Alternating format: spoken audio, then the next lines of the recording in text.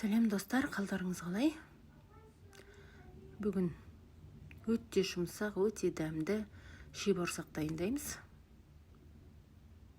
Өте оңай. Кеттік. Онымызға жұмыртқамызды, қантымызды, тұзымызды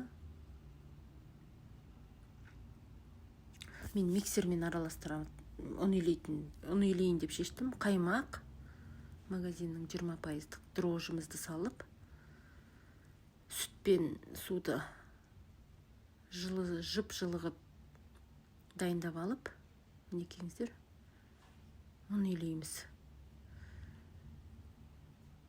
Мінекеңіз, ұнымыз дайын.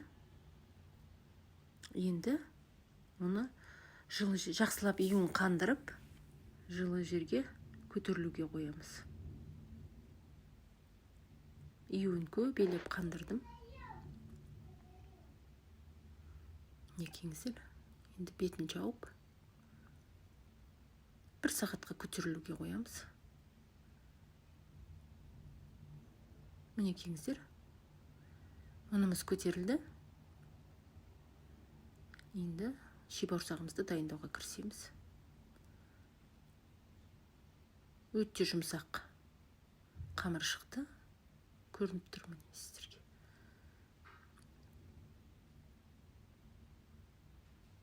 Осылай жазып аламыз. Қатты жұқа қылмаймыз.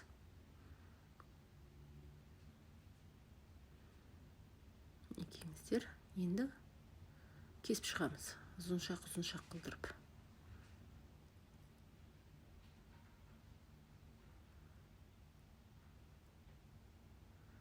Ұзыншақ қып кесіп шығып, сосын дөңгелек қып кесеміз. Майымызды алдын ала қыздыра береміз. Көтерілтудің ештеңенің қажеті жоқ. Бірден пісіре береміз. Мінекеңіздер, енді осылай кесеміз. Міне дөңгелек қып. Өте жұмсақ болды. Дайындап көріңіздер. Мінекеңіздер, тағы да бәрін осылай дайындап кесіп аламда. Сосын тек қана қуырып ала берем. Пісіріп ала берем майда. Жабысып қалады деп ойымдасаңыздар, арасына құрғақ ұн сеуіп қойсаңыздар болады. Бірақ жабыспайды.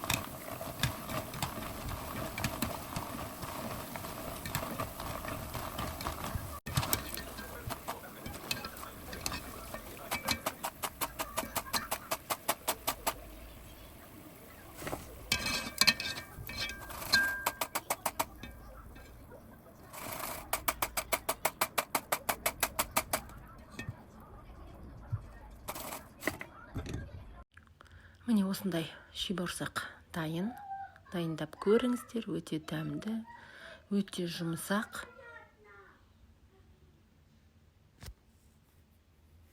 Маған тіркеліп, лайк басып, комментарий жазып отырыңыздар.